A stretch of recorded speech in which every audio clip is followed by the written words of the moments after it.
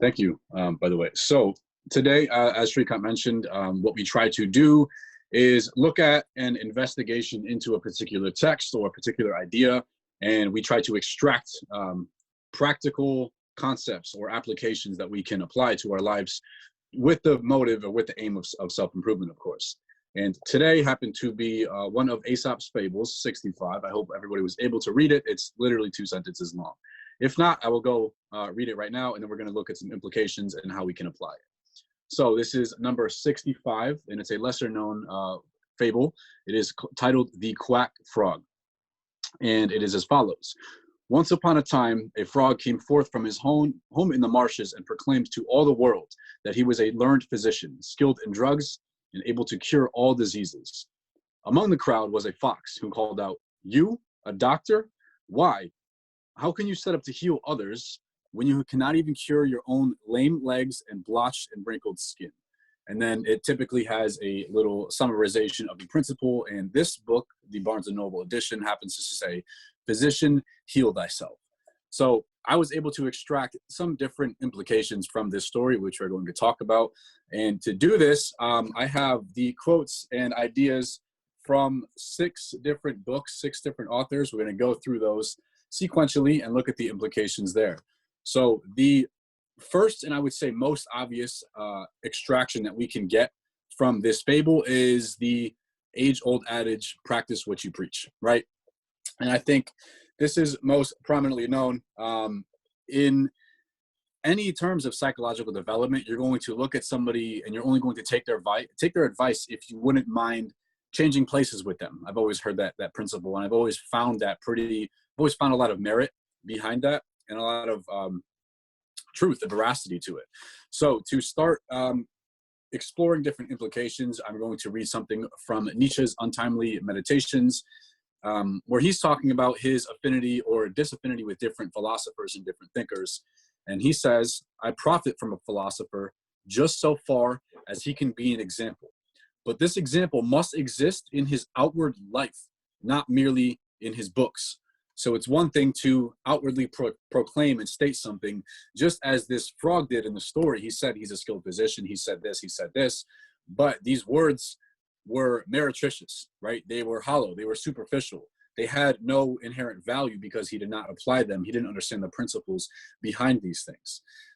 Going on a similar notion, this is also by Nietzsche. This is in a different book called Thus Spoke Zarathustra, where he says, "Of all that is written, I love only what a person hath written with his blood." So I think that's very important. And we look at the implication. What could he mean by being written with his blood? This could mean a lot of things. This could mean you sacrificing to learn the principle that you are preaching.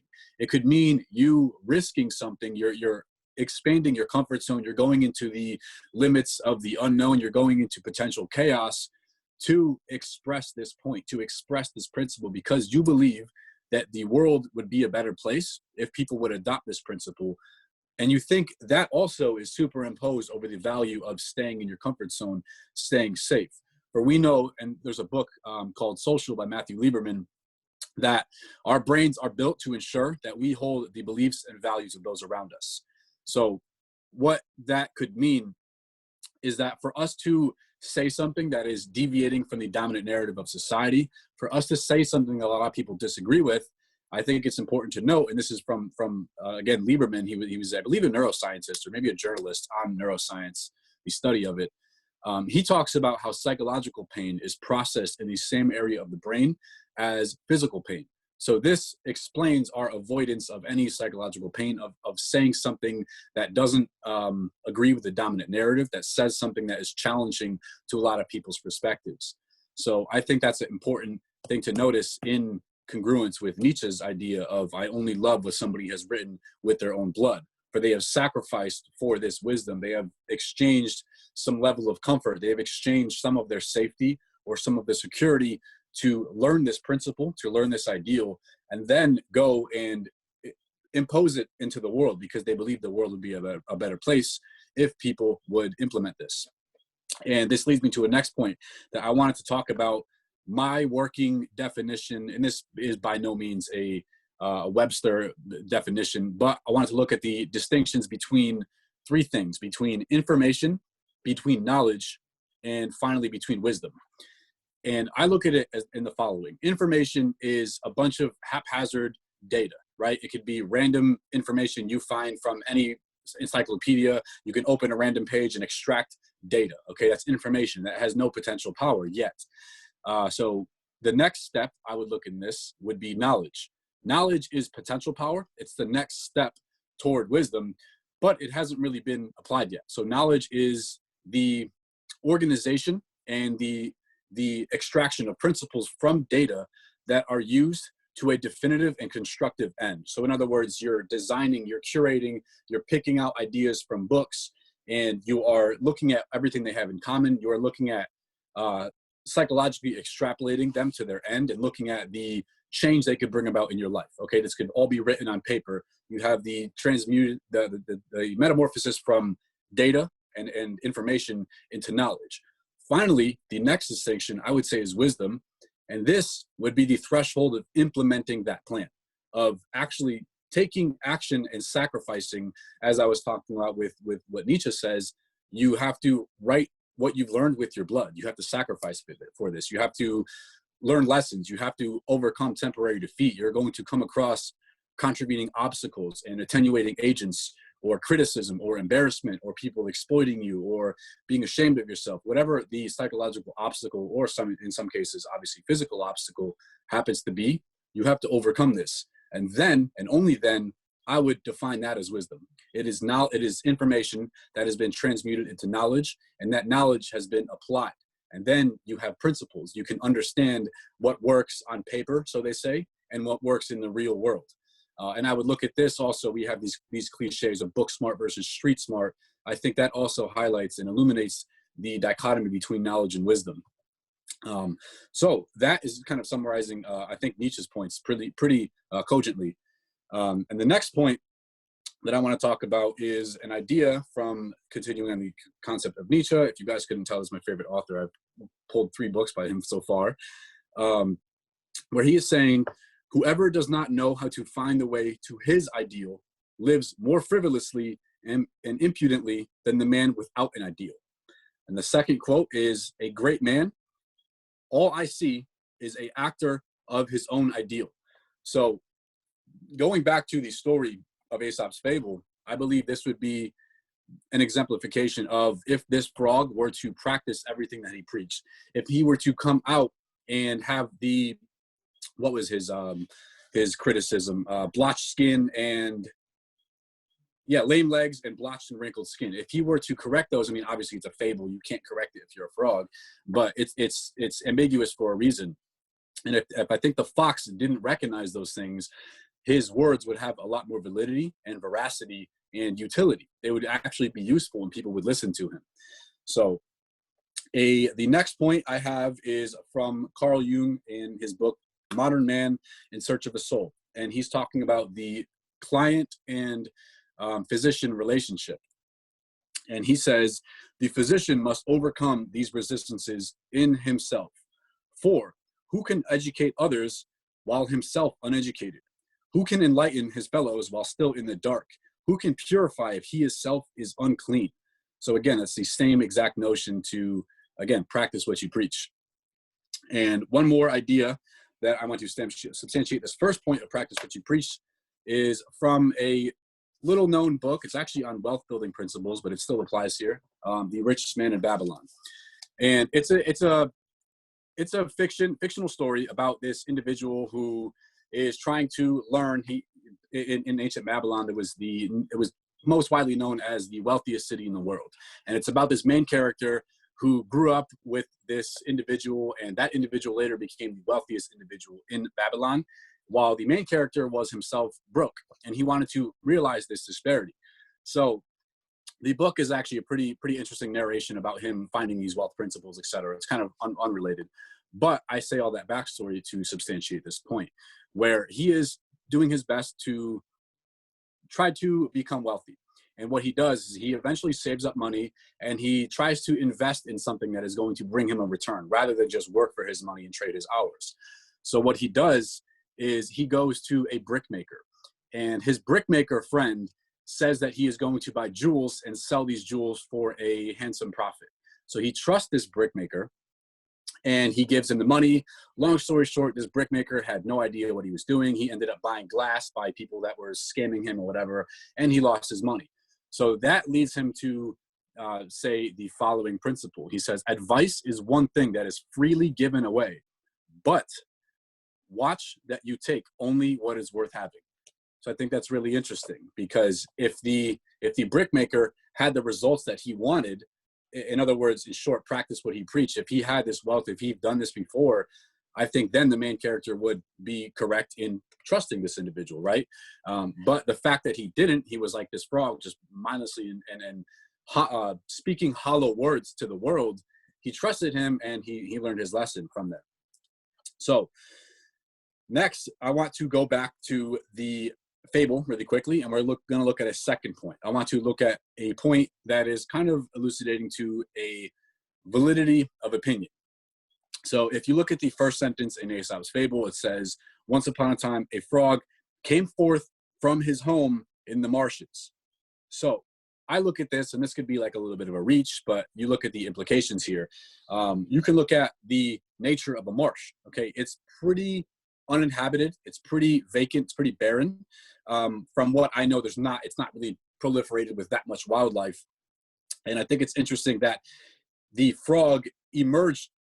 The author made it a point to explain his backstory, explain his surroundings, explain his environment.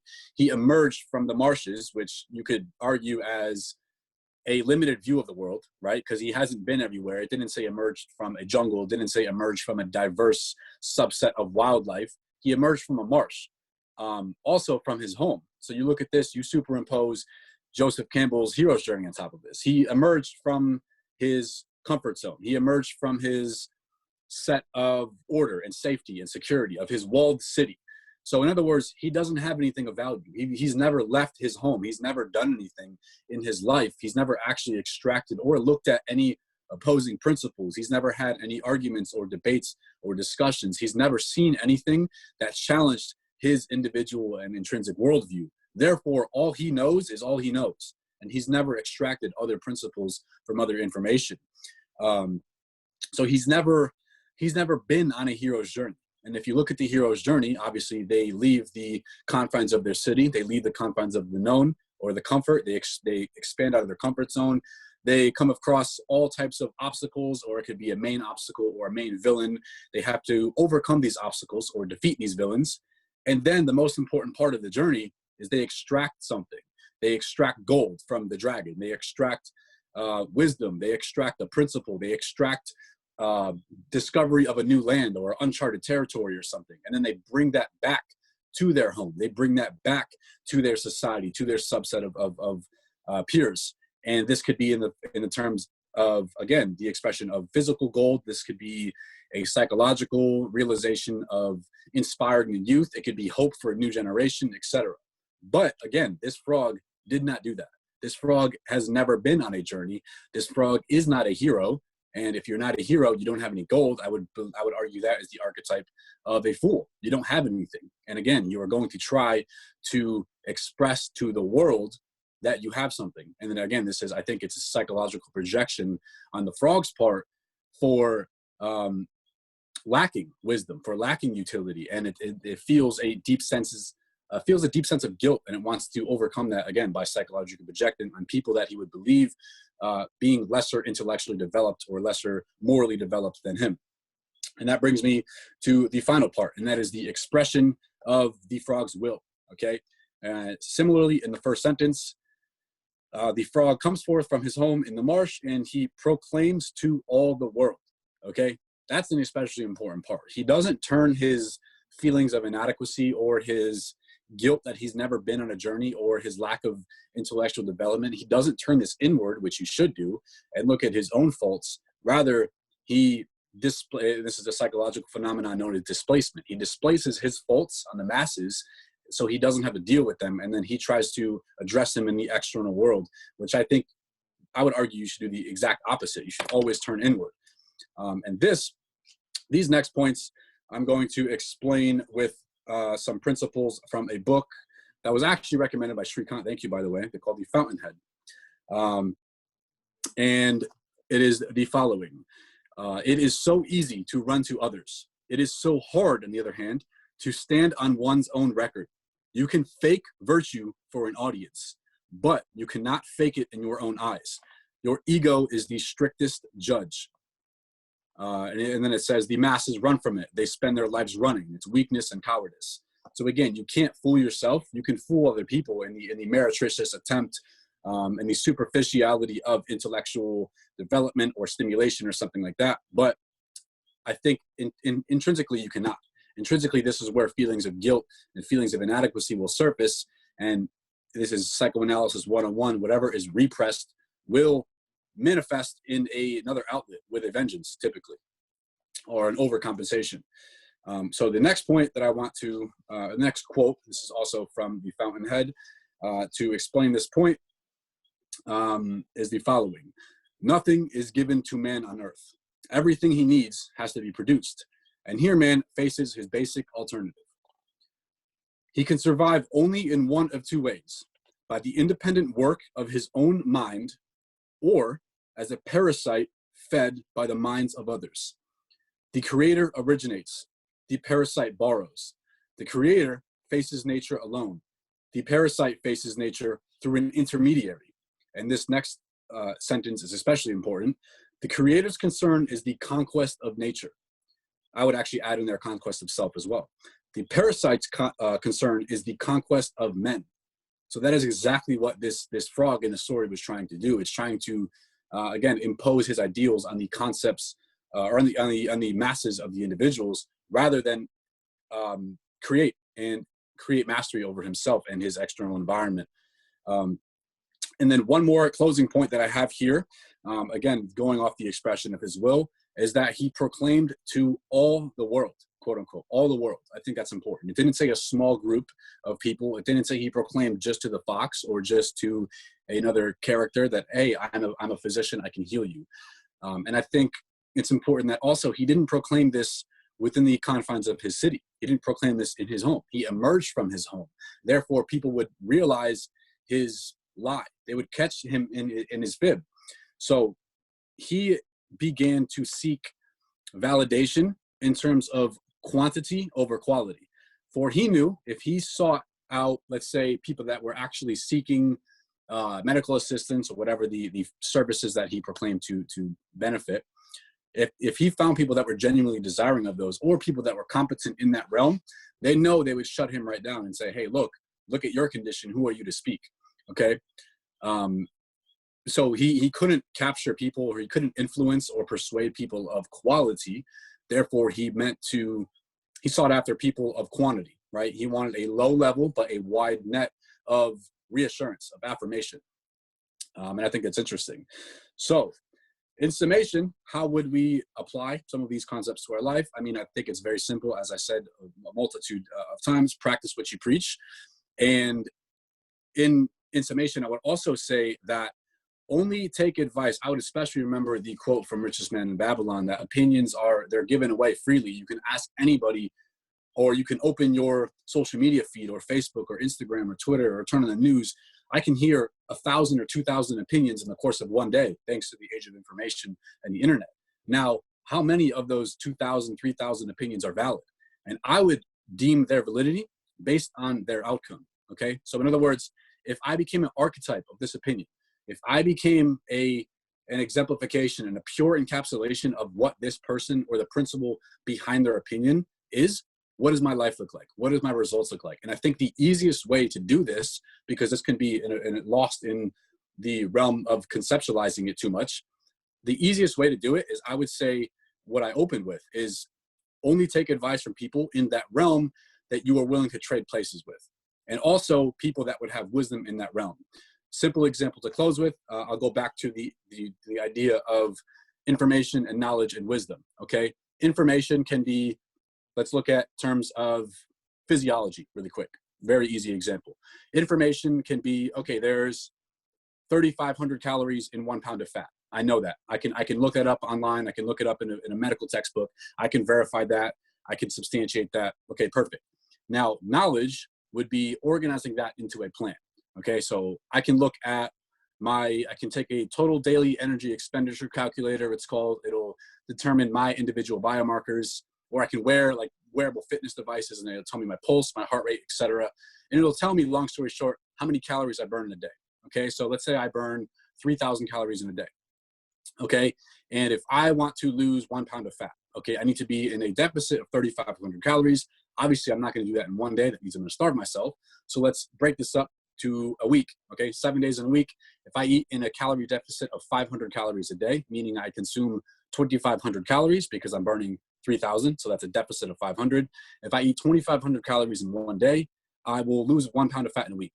Okay, that's knowledge. That's taking the information and putting it on a plan, putting it on paper, and with the intention to implement it. And of course, wisdom, because we all know, especially with the access we have to physical exercise, it's not that simple. Okay, even though you know something on paper, doesn't mean you're always going to do it. So once you do it, then you have wisdom, because then you realize there were psychological barriers that were in place. It wasn't just a numbers game. It's not that easy to stay motivated, to stay ambitious, to stay disciplined, to stay consistent, to realize the lifestyle changes we have to make in terms of our weight loss journey, etc. I think that would be then having wisdom in that realm. So to summarize all of that last idea, only if you're looking for advice for somebody in, let's say, finances, let's say career, let's say relationships, let's say psychological advice, let's say their intellect, only take advice from them if you would be willing to trade places with them in that realm.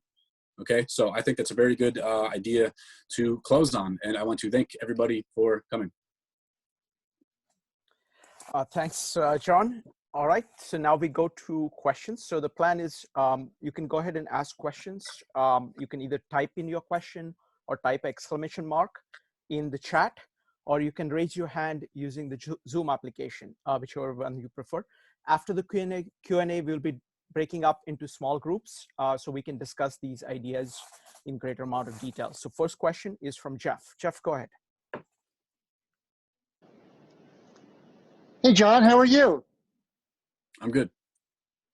I'm outside here in the middle of the East Village, and but there's nobody around, so I can take off my mask and ask you this question. Okay. So, first of all, John, I thought that was terrific, John. There's a lot of reflection and savvy knowledge in that presentation, and a lot of the work that I do with people is around reflecting on their experience in order to learn from it, in order to gain from not just having information that was translated into knowledge, but see what wisdom they can gain from the results of applying that knowledge. And I think that's, you know, I don't think I'd ever heard that framework, and I'm so pleased to gain that from you. When I talk with people about this stuff, I say to them, here's the deal. You know, what I'm trying to find out do you have actually 10 years of experience, or do you have 1 year 10 times? 10, exactly.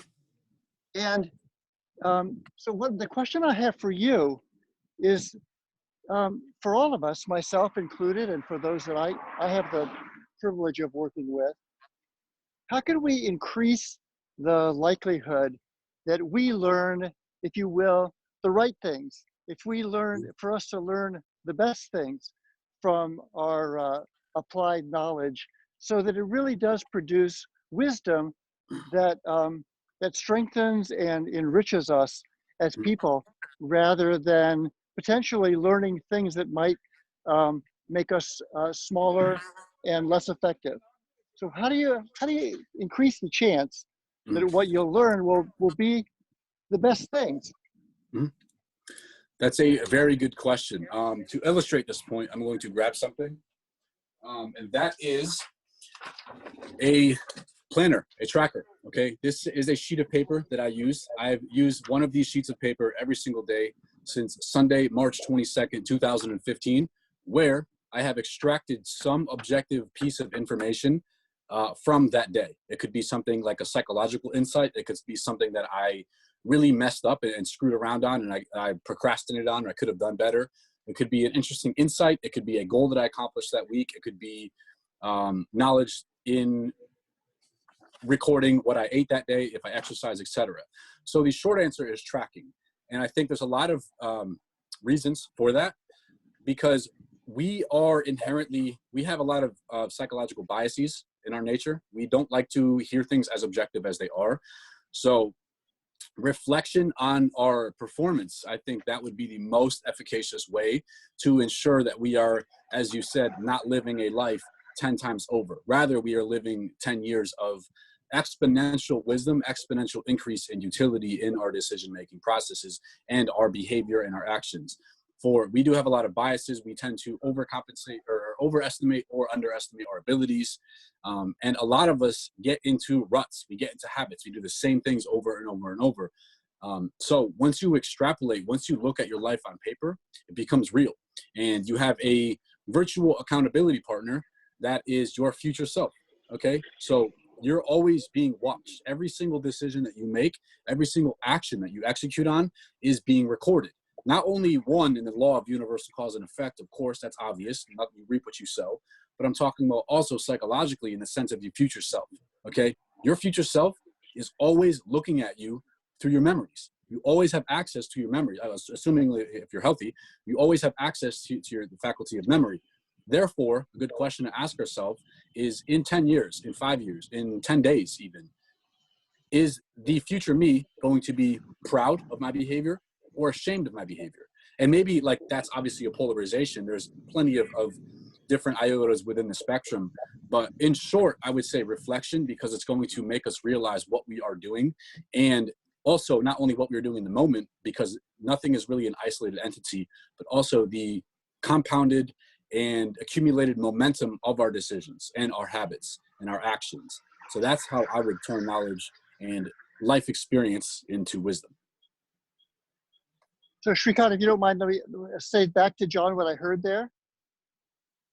So John, is it in a way, what you're saying there is the results from whatever I've done today moving me, in the direction of something that I think I would like to be creating or promoting or achieving. And to some extent, it's maybe what result did that get me today, but maybe even more importantly is kind of what's my trajectory and, Exactly. and velocity here of being able to move in the direction that I actually want to be moving, whatever I think I want to be moving towards. Is that kind of what you were asking yourself there? Exactly. And that's actually something Seneca says in his book, Letters from a Stoic. He says, treat each day as an individual life. Yesterday is gone. You can never get it back, and the future is uncertain. So treat each day as an individual life. And that's actually one segment. You're not going to be able to see it because of the resolution on here, but one segment I have in this reflection is, what is the compounded result of this day? So if I live this day, and I do have one for today too on Friday, if I live this day 500, 1,000, 100, 10 years over, if I was somehow stuck in this loop of a time machine, I had to live in terms of like eternal recurrence, this one day, what happens to my life? Am I smart? Am I happy? Am I depressed? Am I broke? Am I competent? Am I wise? Am I intelligent? Am I disciplined? Do I have ambition? Do I have motivation, etc.? You can easily psychologically extrapolate once you do that. And I mean, obviously there's anomalies. Obviously you might have other responsibilities in the day. Maybe somebody took up your time. Maybe you woke up late, etc. But the general gist of things, you can ask yourself, where's my life headed? At the end of every day, you have a check-in. So I do have a check-in with myself. Where am I headed? But this is all predicated, mind you, that I have an ideal, that I have a goal to aim for. Because if you don't know what you're aiming for, any action will do, right? Yes. So Thank you, John. Thank you. So I see three concepts here. One is the concept of the future self.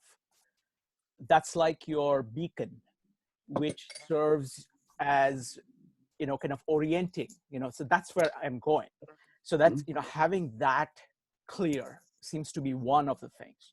The second principle that you seem to be saying is the principle of measurement, that measure everything that matters, whether it is health, whether it is your thoughts, whether it is how you're using your time, how effective you are, what mistakes you're making. So you measure everything. And the third principle seems to be evaluate. So you're measuring, and through the measurement, you see a pattern, and then you are evaluating, with respect to, so those three things that I see in what you're saying. Is that fair description? Absolutely. Yeah. In that order too. Okay. Very good. So now we have questions from Ayala and then Diana. Folks, you can line up for asking questions by typing exclamation mark or asking question or raising. So it's going to be Ayala, Diana, and Amy. Ayala, go ahead.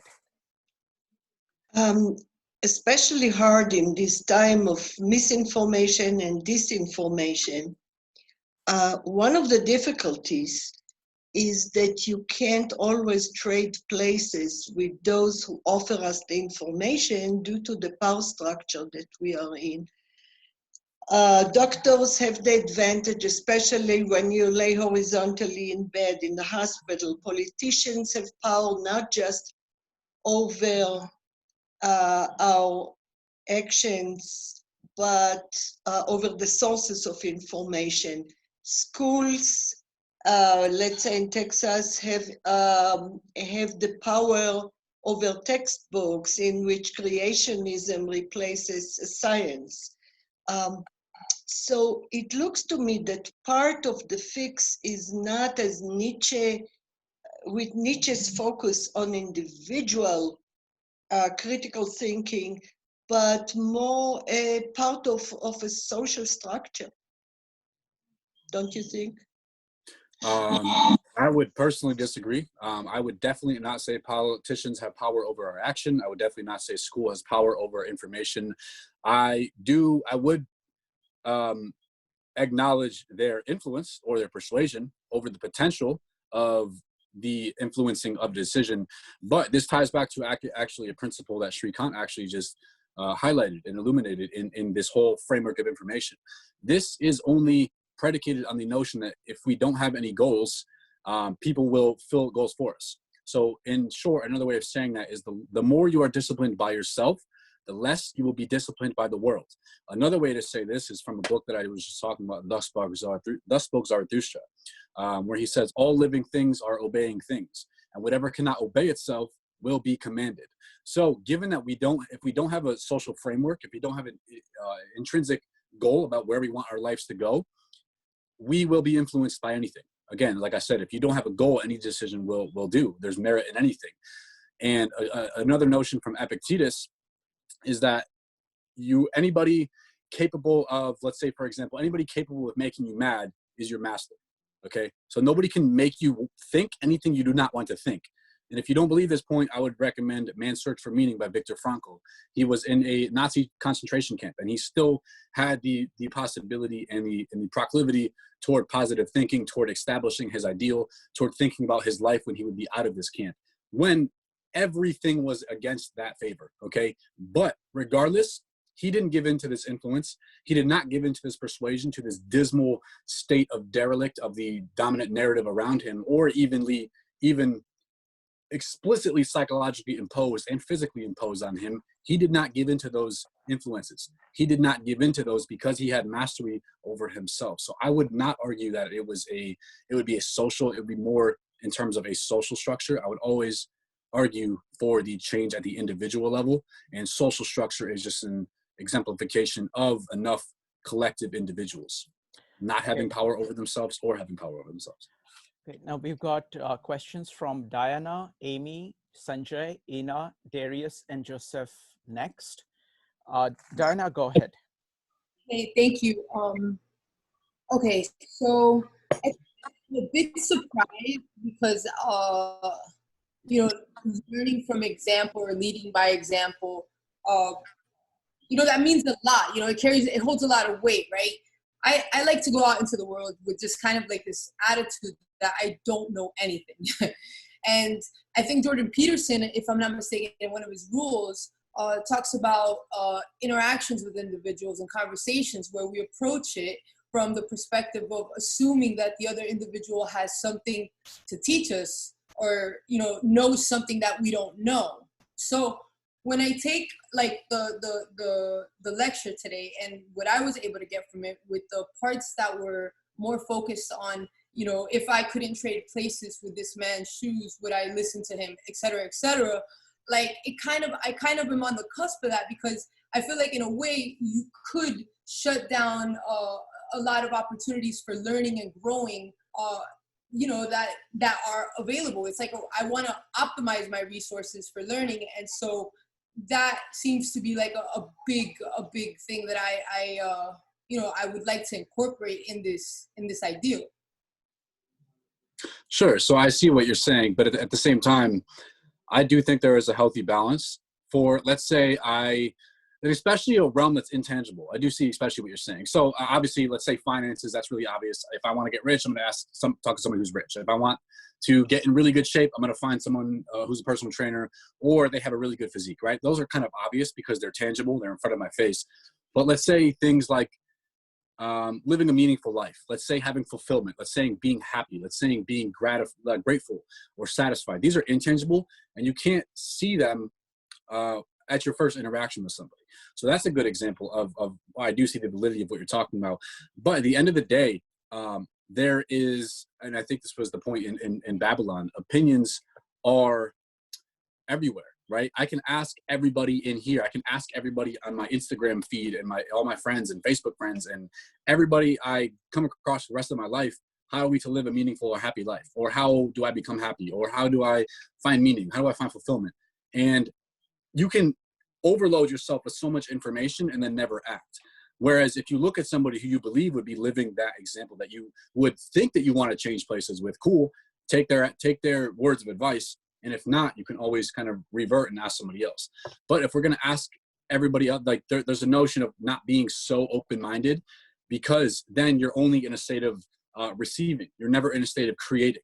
I think there is, and this actually might be another topic worth discussing later in the future, if you are to implement or execute on any idea or take action, I do think you have to be, to some degree, closed-minded, right? So for us to act, we have to believe that, firstly, it's better than not acting. Secondly, that the idea that we are acting on, or the principle or the framework or the knowledge, which were the plans, we have to believe that those are better than the other potential plans, right? Or that we at least want feedback or information that we can extract from using that.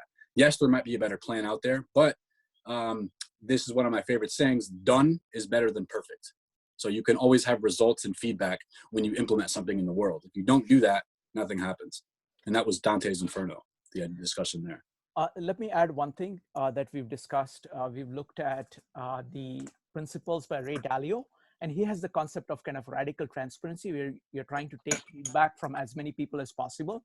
But in order to do that well, he has this concept of believability score.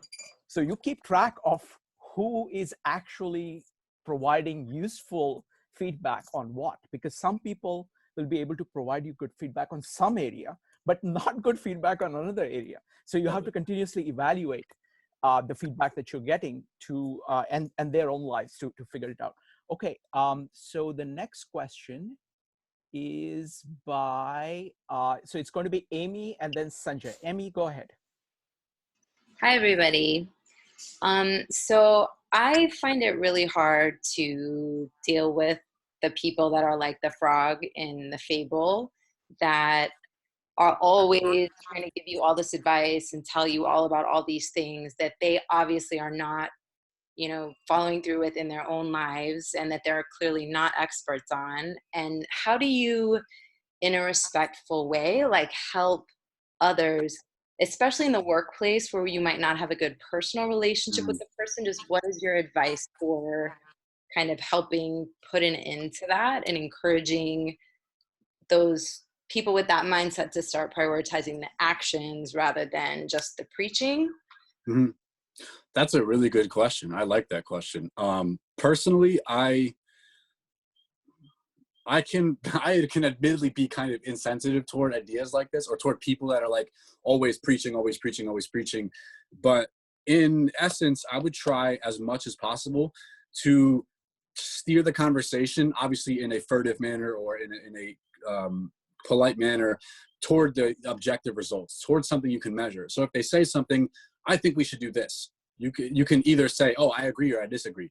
rather than doing that, because that's kind of confrontational and that can bring out ego if you disagree immediately, or it can fortify their ego if you do agree and say, yes, I'm right, I knew I was right. You can say, okay, show me where that's worked, or like something along those lines. Show me where you've done something like that in the past, or have you always believed that? Can you give me an example of where that worked? Oh, really? I thought we should do it this way. Let's look at how can we extrapolate into the future on which one might be, I stray away from the word better, but more effective or something like that. You know what I mean?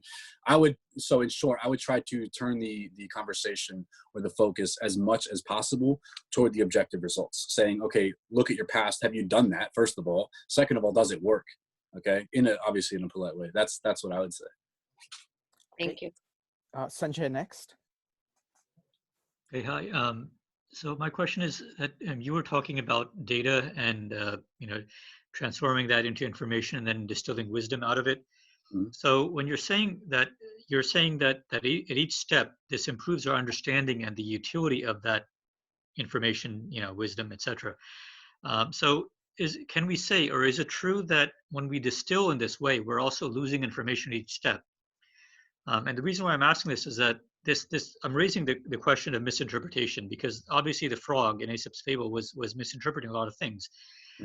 So when we extract or distill down to a subset, are we removing possibly important elements at each step? Therefore, are we taking our personal interpretation when we do that? That's a good question. And my answer is along the lines of the answer that I had to Diana's question at the end, or Diana's question at the end, where, again, to act, you have to be somewhat closed off to information. Again, because there's always, obviously, other potential ways of doing things. There's always ways that might be better. And I think it's a dangerous trap for us to fall into. It's like, again, done is better than perfect. It's like, I don't want to move because I want to know as much as I can before I move.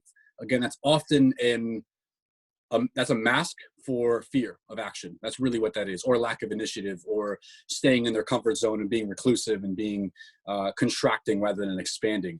And for growth, for improvement, for fulfillment, for meaning, for success in any realm, we need to be in a feedback loop.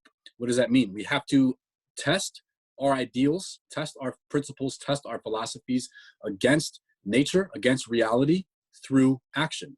Okay, we don't know if they're valid unless we implement them. And again, to implement them, we have to be somewhat closed off to all the other possibilities. And this is an idea that I brought up, I believe this was in Dante's Inferno, when I was talking about the difference between a choice and a decision. A decision, the root word of that, the middle of it, is CIS, that means to cut, as similar to incision, to cut something. So a decision means to cut off all other alternatives. So in a sense, that's partially closed-minded. That's saying, okay, I'm done taking in information now.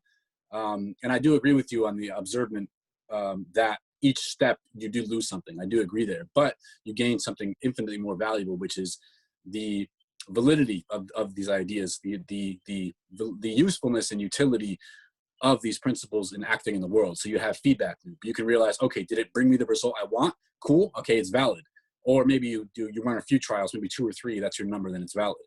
Or if it didn't, okay, what went wrong? Then you have insight, you have feedback, you have data, you have new set of data, and you repeat this loop over and over and over until you get the desired result you want. And then maybe when you get that new data, you can amalgamate it with one of the original perspectives that you were considering, and you can put those two together and coalesce them, and then move forward to the next stage again, into knowledge and then wisdom again. But again, I do think there is a possibility of being too open-minded, of being too open to information, and it's masking a good intention with fear. I think that's what that's doing. So reinterpretation is important, you feel? That's what I think you said. Yeah, good. Thank you. Let me add one more thing here. When we discussed Sapolsky's book on Monday, he had a very interesting term. He advocates holding strong beliefs weakly held. What he means is that you have to always kind of summarize what something means as crisp and clear terms. You have to come up and decide what you need to do, what you think and what you need to do as clearly as possible, and then act on it. And what he means weakly held, that means you have to watch out for the feedback that you're getting from reality and be prepared to change those beliefs based on that. So it's kind of advocating that you must come up with a decision as best as you can, and you must act on it. And then you must take the feedback again to reevaluate everything and come up with a new decision. Okay, next one up is Ina. Ina, go ahead. Hi, John. Like, first of all, like, really great talk. Like, I enjoyed it very much. So, I mean, like, you extracted so many ideas out of like such a small like tale. Yeah, it was awesome. But I have a question. What do you think if like a teacher is not really perfect? Like, let's say people criticize Socrates, or like there were a lot of like what was wrong with like Seneca or other people, you know, like a lot of philosophers, they have like a lot of faults, so they have like wrinkles like the frog. Do you think they, like, I mean, you have to like close our eyes to their like shortcomings? So do we have sometimes, you think, maybe overlook some of the shortcomings of the teacher to see the good points, like to dissociate the teacher and the teaching, you know, like his philosophy could be good, but himself, he could not be probably very perfect, you know? Right. I don't think you can fully isolate the teaching from the teacher. But what I would do is the more clear you can describe your individual compartments of life that you want to improve on, I believe the more clear you do that, commensurately, in other words, in direct proportion, you are going to see other people in that light as well. So let's say I break my life into a few aspects. Let's say health, let's say income, let's say intelligence, let's say overall sense of fulfillment. Okay, let's use those 4 basic ones. I do have a lot more personally, but let's use those 4 basic ones. And then I can look at the world and I can judge everybody through that lens of those 4 principles that I have. So let's say maybe somebody is very successful financially. I can take some advice from them only in terms of finance, but maybe they're really out of shape, or maybe they don't really see the value of intellectual development. Okay, then I'm not going to take heed to any of their words in that realm. Okay, we're only going to talk about finance stuff. Okay, or maybe somebody has 2 out of 3 of those things, or 2 out of 4 of those things, or maybe somebody has all of those things. Then I'm going to listen to almost everything they say. Maybe not everything, obviously, because maybe they have a bad family life or a bad relationship or something like that. Maybe I won't take advice from them in that realm. But the further, again, directly to how I split my own life up into different segments, I view other people the same way, because I superimpose my value system on top of them, so I can determine what information is accurate or has utility or has usefulness. And then that's how I kind of either give the heads up or thumbs up or thumbs down if I'm going to listen or not. Excellent. Darius, you're next. Yeah, after going over Aesop's fable on Dr. Quack, I mean, the general gist was don't give advice unless you've fixed your own problems and done the work on yourself. And I kind of thought a little bit of Jordan Peterson. Obviously, he's going through a bit of a rough patch in his life, but it reminded me of a certain meme that's going around now. Are you guys familiar with the meme, "Okay, Boomer"? And it's funny because a lot of older people, they hear the meme from some of their kids and so forth, but a lot of them don't really understand what it means. Like, particular when older people try to give younger people advice on dating, finding jobs today, like for example, like looking for a job, like millennial stereotypes aside, finding a job today is much different than it used to be 40 something years ago. Like, an older person might say, well, just go into the manager's office and knock on their door. That shows gumption. Like, today, that's obviously not how you'd be perceived. You'd look desperate, you'd look needy, and you most likely won't get a job. And Darius, what's your question? Well, does it seem like Jordan Peterson in a way acts like a Dr. Quack sometimes? I would not be familiar enough with his material. I've only read 12 Rules, and it's actually one of the whole chapters in here is set your house in perfect order before you try to criticize the world. That's exactly the principles we're talking about here. So set yourself in order before you try to impose order externally. So I can't comment on his personal idiosyncrasies, but I do think he sees the validity in ideas like this. Okay, next up is iPad. I forget the name. Hi, this is Leslie. Hi. Hi, Leslie, go ahead. I was thinking about this idea of only accepting advice from people with whom you would change places. There's also a lot potentially, I think, to learn from people who maybe aren't happy with their lives, you know, in the second half of life, who've had enough time to really have consequences and contemplate them. And that if they when they tell us what's wrong with how their life played out, if they're blaming the outside world, maybe there's not as much wisdom. But if their advice is, this is what I think I did wrong, it seems like there's some value in that. But I was just wondering what philosophers might say about learning from people who say, these are the mistakes I made. I mean, that's, I think, also attributed to the idea I was talking about earlier about imposing, like how I impose my framework of my like aspects and subjects and compartmentalizations of my life onto other people. So therefore, that's how I deem advice valid or invalid. I think that's a testament to that, because let's say they might not have had a as successful business life as they want to, or an as successful relationship advice life that they'd want to or wanted to. But this is also with the notion that they had a goal, assumingly they had somewhat of an amorphous ideal they were aiming for their entire life. I want to be happy. I want to start a family. I want to do this. I want to do that. That goal can be completely different to my goal. So yes, if I have a similar goal of that, I can listen to, okay, you can look at this as like the little bumpers on the side of like a bowling alley. Yes, avoid that trap, bounce off so you can keep going, whatever. That's only if I had, it's contingent on the idea that I had a similar goal. Where if I have completely different value systems and perspectives and ideals, I might not listen to anything they say.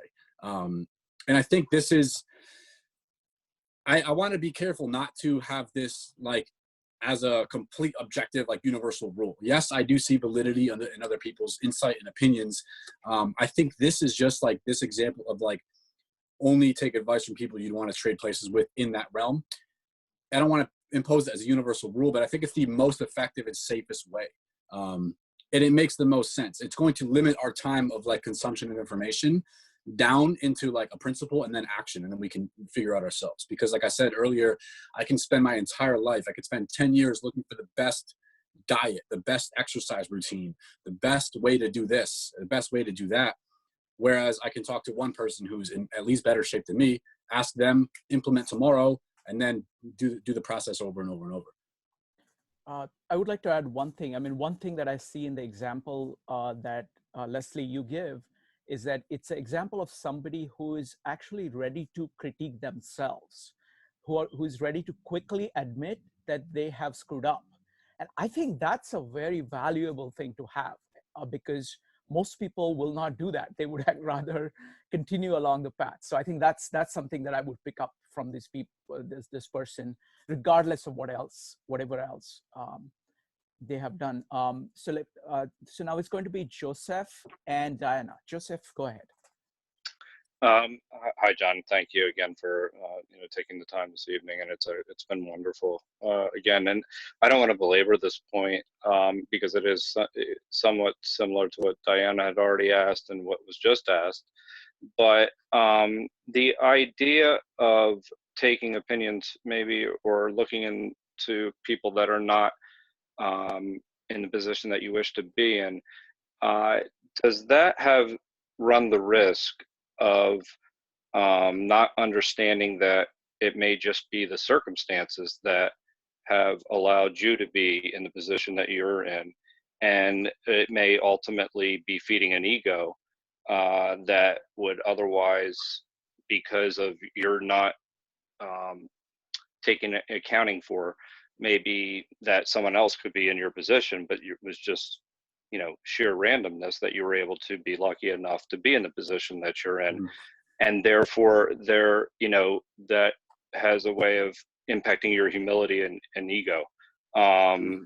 You know, as a thought. I mean, I'm just thinking about this circular, and I agree with you. There are limits to time, and that you do need to listen to people as much as possible. But one of the interesting things about experts is that their bias ends up being more, you know, than a generalist would be, and so they have confirmation bias of themselves. So you may be limiting your own self to confirmation bias as well. Yeah, I see your points, and that reminds me of a phenomenon. I believe it's called the Dunning-Kruger effect. I don't remember the percentages, but it's something like 60%. If you ask any group of people an idea on something or where they rate themselves, it's like 60% of people would look at themselves in the top 20%. I'm probably skewing the numbers, but it's something like that. We overestimate our competence or our results, etc. And I do also acknowledge other privileges and other haphazard variables that could have contributed to our results. But I also would see you can mitigate and get around a lot of these things if you just ask like better questions, or if we seek advice in people that have results that are pretty much not to the least amount of degree are attributed by luck or circumstance. So wealth isn't really a good example. I think physique is a very good example, like health, because you can never cheat that. That's always an objective measurement of like dietary discipline and physical exercise. That is objective, right? I'm sure genetics a little bit, but like that's objective right there. So you can see somebody with a good physique and you say, okay, they have definitely earned that off of years of discipline and consistency. I'm going to ask advice in that realm. Or you can look further into somebody's like how they acquired their wealth, whether it was like inherited or whether they like sacrificed or made some smart business investments and then did that. And then you can seek advice in that way. But if I do see validity in your points, so that could raise the idea of questioning or looking a little bit further into how they achieve their results. I think that's a better way of phrasing it. How they achieved it, if they achieved it through sacrifice and like the application of principles and discipline and all these admirable attributes and characteristics, yes, seek advice. But if it was haphazard, random, chance, I wouldn't say so. Yeah, I agree. Okay, last question is by Diana, and then we'll split up into 2 rooms to discuss this in great amount of detail so we can go back and forth. Diana, go ahead. Thank you. I think this brings us back to kind of what the question that Jeff asked, which stayed on my mind about the right knowledge. Like, how can an individual, make sure that when they're on this journey with these intentions, they can seek out that information that's going to be most beneficial to them? And, the one thing that it just pulls me almost a little bit further away from this idea, concretely, is that I really believe that the focus should be inward to a massive extent. So what I mean by that, and Joseph, you brought a really good point about privilege, by the way. I just wanted to throw that in there. But, I think a lot of times people go out into the world and we're so preoccupied with what everybody else is thinking and what everybody and their motives and their intentions. And, and we're measuring and we're constantly like assessing the exterior and the people out there. And, it sets you up to kind of just like be swayed in all these different directions. Whereas if I listen to myself more and I know myself more, it naturally steers me in a direction that, is conducive to what I am searching for. It sounds almost like, I don't know, like Eastern philosophy, really, where like the answer is inside of me. But like, I like that concept as a way of engaging in the world and learning from other people's experiences, mistakes. Also, to answer your question, I think a good way for us to seek the right amount of knowledge is our own history, our own mistakes, our own experiences. They can definitely steer you in a right knowledge kind of way. Absolutely. Yeah, I do see validity in all of your points. And that's why I brought up those few quotes earlier. One from Zarathustra where he says, all living things are obeying things. whatever does not command itself will be obeyed. And then Napoleon Hill says something similarly, where he says, the more you are disciplined by yourself, the less you will be disciplined by the world, and vice versa. So if you're not disciplined yourself, you will be disciplined by the world. Another way of saying this is from Jim Rohn, where he says, if you do not have a plan for your life, you will fall into somebody's plan for your life. And they don't always have your best intentions in mind. And then to the last point you brought up, I absolutely wholeheartedly agree. And that's why I'm a large proponent of tracking your life and looking at your principles and looking at your behavior and your actions and deriving wisdom from this. I think that I always tell people this is my most valuable possession that I have in my entire life, is this stack of a few thousand papers by now. Because I can look at everything I've done in my life and what worked, what didn't work, why did I do it? If I'm being honest with myself, obviously. But yeah, that's my most valuable thing that I own, is these papers, these journals.